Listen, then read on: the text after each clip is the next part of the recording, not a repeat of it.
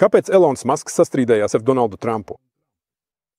Patiesībā viņu savienība jau no paša sākuma izskatījās diezgan dīvaini. Elons Masks ražo elektroautomobiļus, un Donalds Trumps visos iespējamos veidos kritizē zaļo enerģiju.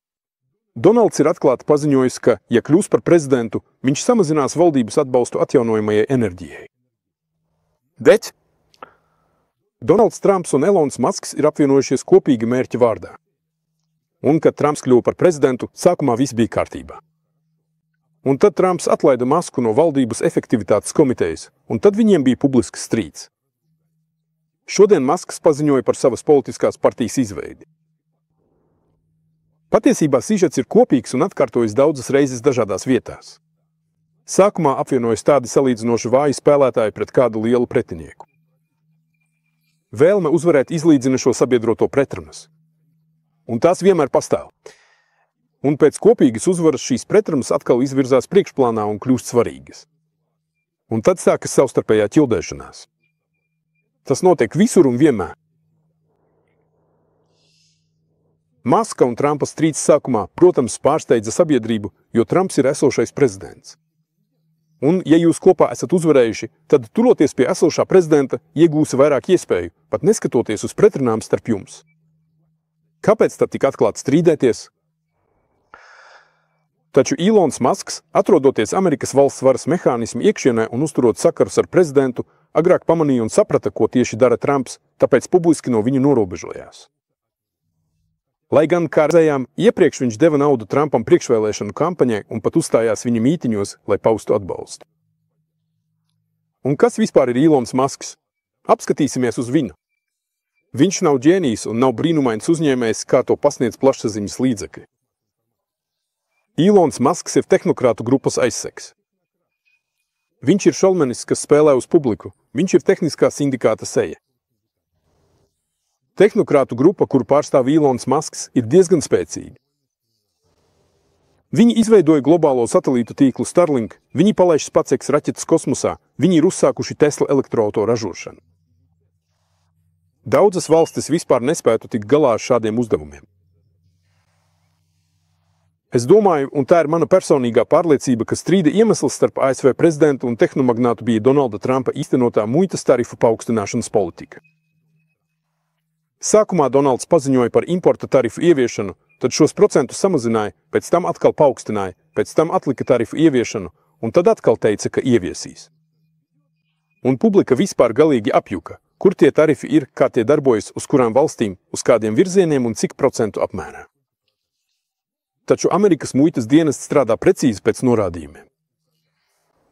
Trumps patiešām palielina tarifus importam uz Amerikas Savienotajām valstīm.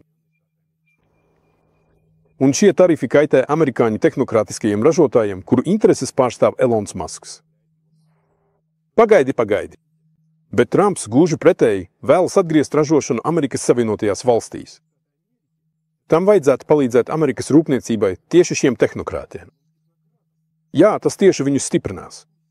Kāpēc tad viņi ir neapmierināti? Kāpēc viņi strīdas? Uzdodiet sev vienkārši jautājumu, kāpēc Amerikas Savienoto valstu rūpniecība ir izklīdusi pa visu pasauli? Kāpēc amerikāņu uzņēmumi pārcēlās uz Āziju? Tāpēc, ka tā ir izdevīgāk. Mazāk izdevumu, mazāk izmaksu. Sasniegt, lai Tesla elektromobili pilnībā saliktu tikai no amerikāņu detaļām, nav iespējams, jo vienkārši nav tikai amerikāņu detaļu. Mezgli un komponentes Tesla elektromobiļiem tiek ražoti visā pasaulē. Tieši tāpat iekārtas Starlink satelīta sistēmām un SpaceX raķetēm tiek ražotas dažādās pasaules malās. Tāda ir sistēma, ko Savienotās valstis veidoja pusgadsimtu. Amerikāņu ražotņu pārcelšanās uz citām valstīm sākās 1970. gados. Un šo sistēmu ātri nevar mainīt. Ir nepieciešami gadu desmiti, lai atjaunotu zaudētās ražotnes Amerikas Savienoto valstu iekšienē. Un Trumpa pēdējais prezidentūras termiņš tam noteikti nebūs pietiekams. Liela rūpniecības uzņēmuma projektu izstrādā tikai izstrādā uz papīra un rasējumos vairākus gadus. Tālāk ražošanai ir nepieciešama enerģija. Tātad vispirms ir jāuzbūvē un jāiedarbina jaunas elektrostacijas. Arī tās tiek projektētas un būvētas vairākus gadus. Jāizvelk jaunas elektropārvades līnijas un jāuzstāda jauni augstsprieguma transformatori. Pēc tam pati rūpnīca tiek būvēta un aprīkota ar iekārtām. Arī iekārtas tiek izgatavotas pēc pasūtījuma. Iekārtas nestāv veikalos, kur varētu vienkārši atnākt un paņemt, cik vajag. Lielgabarīta rūpnieciskās iekārtas tiek izgatavotas pēc pasūtījuma, un tas aizņem diezgan ilgu laiku.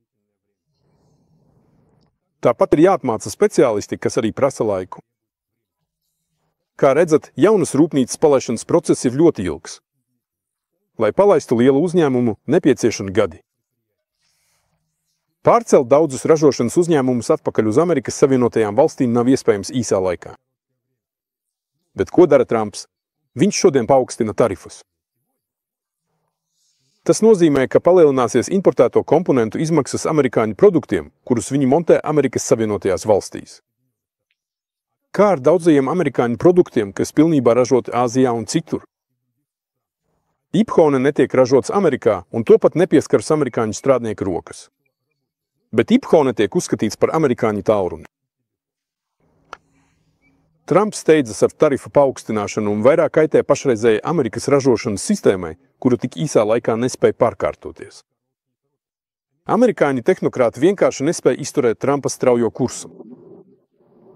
No tā kļūst skaidrs, kāpēc Masks sākumā atbalstīja Trumpu, deva viņam naudu priekšvēlēšanu kampaņai, uzstājās viņa mītiņos, jo mērķis ir viens.